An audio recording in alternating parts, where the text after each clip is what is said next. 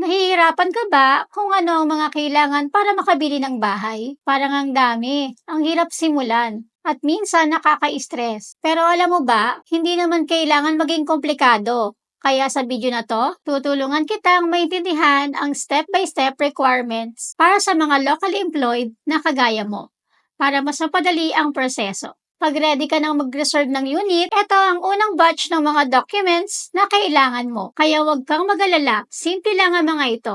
Number 1, payslip. Una, kailangan mo ng latest 1-month payslip mo. Bakit?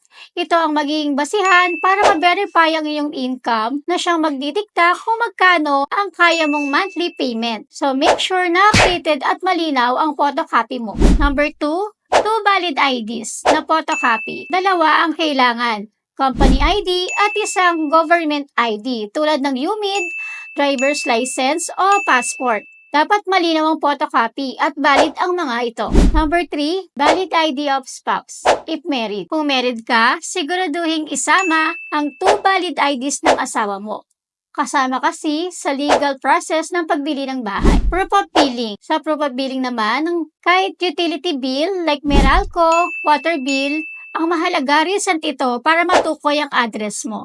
Sunod naman is letter of tenancy or barangay clearance. Kung nangungupahan ka at hindi sa pangalan mo ang billing, no problem. Kailangan mo lang ng letter of tenancy mula sa landlord kasama ang photocopy ng ID niya.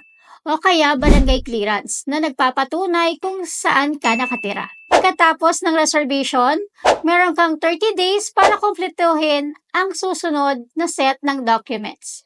Mahalaga ang mga ito para ma-process ang housing loan mo. Certificate of Employment with Compensation Notarized. Ang Notarized Certificate of Employment mo ang magpapakita ng employment status at monthly income mo. Siguraduhin na updated ang notarized na ito dahil importante ito sa loan approval process. Income tax return, original copy.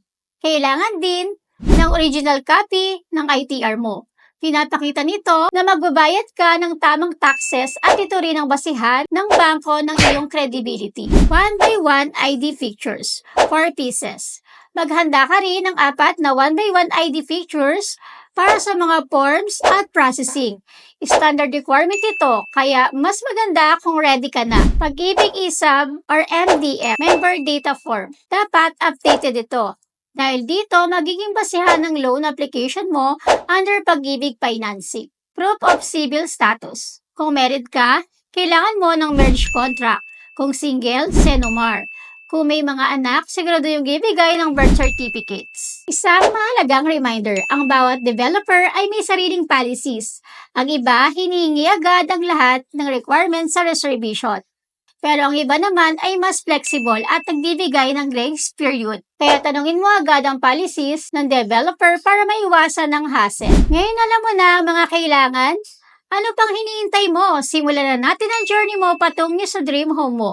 Message us kung may mga tanong ka pa o kailangan mo pa ng assistance sa pag-complete ng requirements. Nandito kami para tulungan ka every step of the way. Again, this is Janice Madambayan, your property specialist. Don't forget to like, share, and follow my page Home Search Journey. Bye!